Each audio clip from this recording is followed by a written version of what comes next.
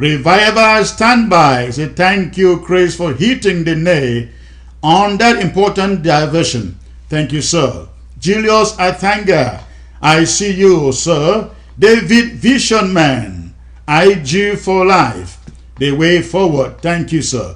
And I'd like also to say to you that by the end of the week, the acting president, Dr. Sako, will be coming to you with a very, very, very, very important announcement as per the way forward for this revolution. It is going to be very, very exciting. So Friday, you do not want to miss the broadcast of Dr. Sako. Again, he's going to be coming up with a very, very, very important announcement that has to do with the revolution. So please stay tuned for that. Stay tuned for that, and make sure that you are here. You are on the platform on Saturday. Now, I think it is time for me. It is time for me to come to you with the presentation. I again formally like to thank you for tuning in from all over the globe. This is a very important policy position of the interim government that I bring to you today. And of course, I'd like to welcome Ground Zero through ABC. Good evening, sirs, fellow Ambazonians. Sherilyn Kenyon, writing in her book, Guard Your Back, wrote, and I quote, "It is never the enemy without who brings you down. It is always the enemy within. It is the one you don't see coming, the one you trust, whose betrayer is most later. They know your weakness, and they know how to hit the lowest. It is when your back is turned and your guard is down that they move in for the kill." End of quote. At this moment in our revolution, this is the present danger that we face. Cardinal Christian Toomey, Dr. Simon Munzo, Barrister Agbobala, Reverend Funky Samuel of the Presbyterian Church, and others, who are convening for next month what they have described as the AAC3, are trying to persuade all of us to believing that they are preparing for a supposed all-inclusive dialogue, that they hope the ill-fated regime of Paul Biya will convene. Cardinal Toomey and Dr. Monzo say that the supposed dialogue will bring an end to the current war and usher in peace. However, the problem with their AAC3 is embedded in the shadiness of the whole agenda. The conveners nurse a diabolic plot, a plot that cuts off the people of Ambazonia from being heard, from being the ones that decide their destiny. The conveners assume that they have the mandate to speak for all Ambazonians. But who isn't aware that the conveners of the AAC3 are all apologists of the colonial regime of French Cameroon? Their real game plan is to bypass the people of the southern Cameroons and impose Yaoundé's will on all of us. They and Yaoundé have self-declared themselves to be representatives of the people of Ambazonia. These are the same people who have not dared to call on oppressor Paul Biya to end his unjust war against the people. They have not even as much as condemned the war. They have not stood with the people of Ambazonia in their darkest hour of need, even for one day. Instead, they have joined their Yaoundé masters to condemn the helpless victims of Yaoundé's aggression, or to judge both of them equally. AAC3 is a ploy to bypass and silence the voice of the people of Ambazonia, against whom the demonic regime in Yaoundé has declared war. Should that conference take place in Buea, should the conference hold, this is what is going to happen. At the end of it, Yaoundé, in its trademark of lies, manipulation, fraud, and deceit, will announce to the world that there has been an inclusive dialogue in which the conflict was resolved. The international community will buy it, but Biya would have continued his war to annihilate our people, calling those who resist as outlaws and as people who have refused dialogue. Fellow Ambazonians, if the people of Ambazonia allow AAC3 to happen, all our sufferings would have gone in vain. The souls of those killed would never be at rest. We would remain slaves in a more barbaric, oppressive, and humiliating country. We cannot allow that to happen. That conference cannot hold in our territory. The interim government of the Federal Republic of Ambazonia, we state categorically that no one will silence the voice of the people of Ambazonia. Not Dr. Munzu, not Cardinal Tumi. If the idea of an all-inclusive dialogue is to select those who would speak for the people of Ambazonia as they want us to believe, then they are mistaken. The people of Ambazonia can speak for themselves. Every single Ambazonian can express his or her own voice on this matter. In the midst of war, in the midst of intimidation, killings, and the devilish struggle to subdue our people by force, we cannot yield to the temptation offered through this AAC3.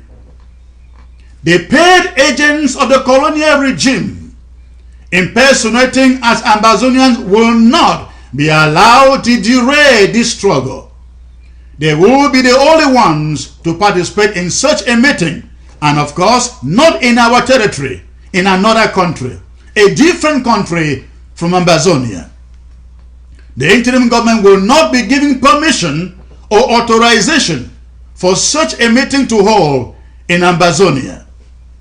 Anyone who claims to want to speak for Ambazonia through that medium will be targeted.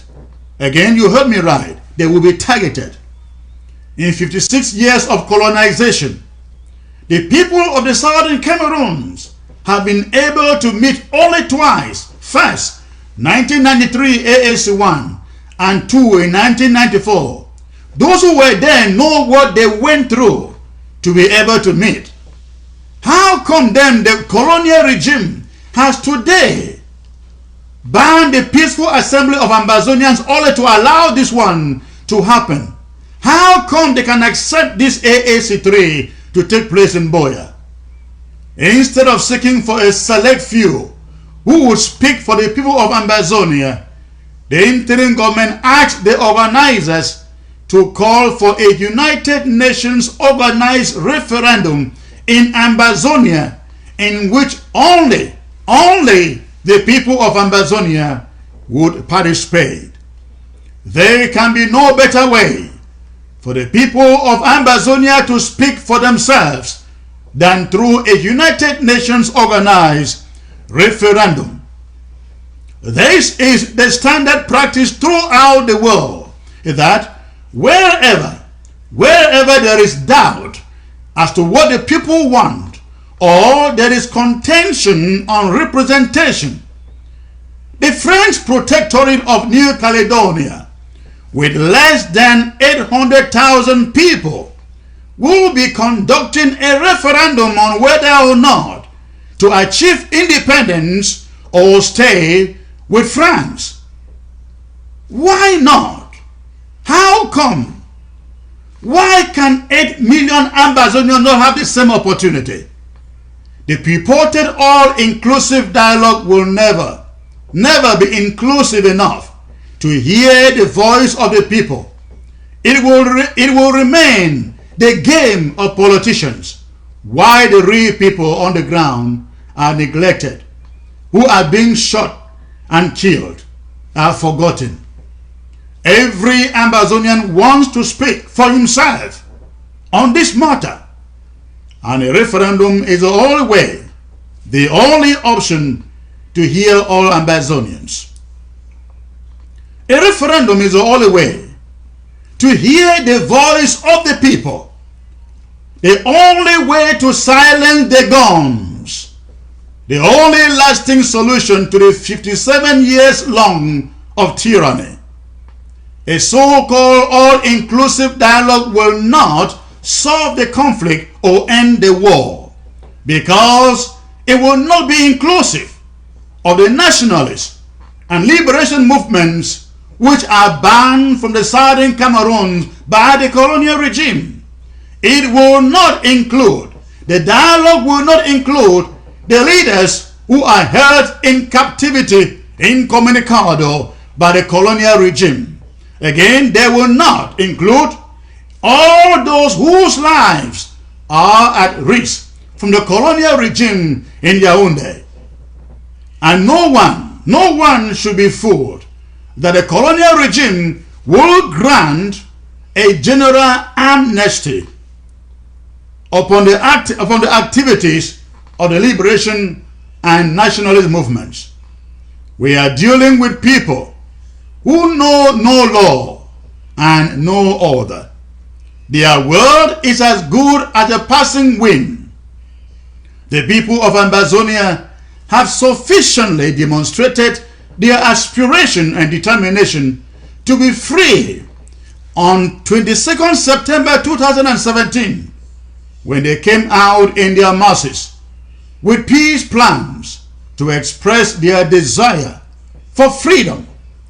Again, on 1st of October last year, when they declared the restoration of their statehood and independence. Again, on October 1st this year, few weeks ago, when they came out on their own to celebrate their restored independence. And of course, we cannot forget the last elections, when they collectively rejected and refused to participate in the colonial elections of La République du Cameroun. But the organizers of AAC3 and their Yaoundé masters refuse to see, they have refused to see and to admit that the people have spoken. They are scheming to impose their own will on the people of Ambazonia. We can promise them that it will not happen. The interim government calls on all true Ambazonians, all true southern Cameroonians, to see the devilish plot of the organizers of this AAC3 and boycott it. The only thing the people can accept from them is a call for a United Nations organized referendum exclusively for the people of the southern Cameroons, Ambazonia only. No scheming for some select people to speak for the people of Ambazonia can solve the problem. The organizers of the so-called AAC3 did not speak for our people when they were being massacred, when they were being burned alive, tortured, and raped by the terrorists of La République du Cameroun and their grandmaster, the criminal called Paul Biya. They will not speak for them through their AAC3. It's a facade. Like Satan in the Bible, who wanted to use Jesus' suffering to derail his entire mission, They are trying to whip up false sentimentality around our suffering to derail us from the ultimate goal of independence. Ladies and gentlemen, their theory is that we should surrender in order to avoid the suffering, just as Satan told Jesus to abandon his mission in order to avoid the suffering that was waiting him. The conveners of AAC3 do not represent the people of the Southern Cameroons. I can't say this enough. They cannot purport then to speak for us. They are agents of the tyrannical regime. They use the colonial terminology to describe us. They speak the language of colonization and dare not pronounce the words Ambazonia or the Southern Cameroons. Monzo had always used the fear of war to frighten Southern Cameroonians into surrender to the demonic regime in Yaoundé. He said, Dr. Monzo said, a war would wipe all of us out, and so our best solution was to surrender our homeland, surrender our children, surrender our wives, and surrender our values, our future, to become eternal slaves for Yaoundé. In all of this, he was playing the game of Yaoundé, which believes that more violence and atrocities will force us to submit to his tyranny. They have declared their war on our peaceful people. Dr. Munzo's nightmare of war has come to pass. What is he afraid of again? What will they do to us that they have not yet done? They have burned our people alive. They have dragged some from hospitals and killed them. They have raped some. They looted and wiped entire villages from the ground. Yet, our people have stood their grounds. Our people have shown their courage, their resilience, and their bravery. Our people are determined to go all the way. Let's not forget that throughout our history, throughout history, I beg your pardon, all imperialists have used the same tactic of violence and atrocities to force foreign peoples to submission. Only they who can stand their ground, as our people are doing, will overcome. The people of Ambazonia have two choices: either to suffer till the end and win, or to fear suffering and surrender to French Cameroon. Fellow Ambazonians, I'd like to ask you a few questions. Just imagine, what if Jesus had feared suffering? Where would we be today? If America had feared suffering, would it be the great country it is today? If slaves had feared suffering, where would they be today? If Africa had feared suffering and war, how would it ever have been freed? If the world had feared suffering in the hands of Adolf Hitler, would it have been free? Millions of people were killed in World War II. Cities were razed to the ground. Concentration camps were set up to kill. Yet the world fought on. The world fought on until victory. How then do the organizers of AAC3 want to deceive the people of Ambazonia, who have already covered the greater part of the way to Boya, to give up for fear of suffering? How? To better deceive the people, they describe themselves as God's children and mix illusory religious sentiment into their concoctions. Which God do they worship? God, we are reminded, is a God of justice, not a God of illusions. There cannot be peace without justice. Injustice demands that French Cameroon leave the territory of the southern Cameroons that it has illegally occupied since 1961. Justice demands that the people of the southern Cameroons sing their own anthem, fly their own flag, live under their own laws, rule themselves within their international boundaries. Even early laws say so. Justice forbids colonization, illegal occupation of your neighbor's house, and subjugation of one people by another. The interim government of the Federal Republic of Ambazonia reiterates its previous objective stance on any mediation of dialogue short of a referendum.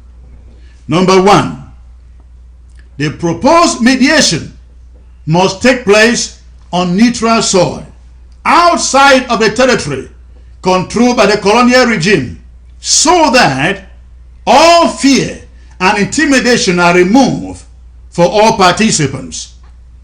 Number two, the release of all southern Cameroonians in prison or abducted as a result of this crisis. Number three, the participation of international credible witnesses, not the kind of fake Transparency International witnesses who were in Yaoundé the other day. I am talking of such witnesses as the United Nations, the African Union, international human rights bodies. Number four, the strict application of international law, especially the United Nations Charter, the AU Constitutive Act, and other instruments. Considering the plots of AAC3 and possible other intricacies on matters of representation, the interim government takes the stand that only a referendum will satisfy all sections of the Ambazonian population. Anyone interested in peace should be calling for a referendum for the people of the southern Cameroons to pronounce themselves on their own future. Anyone interested in dialogue should accept that the Cameroon that declared war cannot be the right party or the proper venue to hold any dialogue. Anyone who believes in a lasting solution must accept that there can be no solution without taking into account the wishes of the people of the southern Cameroons.